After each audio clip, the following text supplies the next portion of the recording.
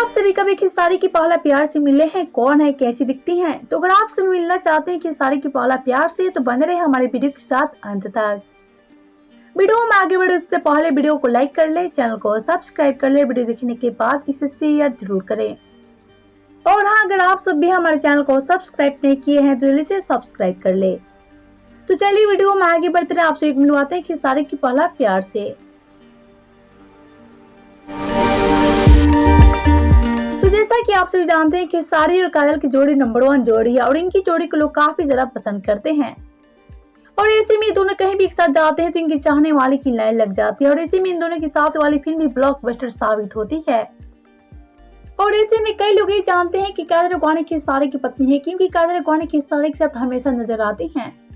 तो कई लोग ये जानते हैं कि काजल अडवाणी खेसारी की एक्स गर्लफ्रेंड है। तो वहीं खेसारी से एक इवेंट में पूछा गया कि आपका पहला प्यार कौन है, तो इसी पे खेसारी ने कहा कि मेरा पहला प्यार कोई और नहीं बल्कि मेरी पत्नी चंदा यादव है। जी हाँ, खेसारी कहना है कि चंदा मेरा मुश्किल वक्त में काफी सपोर्ट किया, इसलिए मेरा पहला प्यार कोई और नहीं बल्कि मेरी पत्नी चंदा यादव है। तो आपसे मिले खेसारी की पहला प्यार से। तो आप सबका क्या कहना है खेसारी की पहला प्यार के बारे में, बताएं हमें नीचे कमेंट बॉक्स में।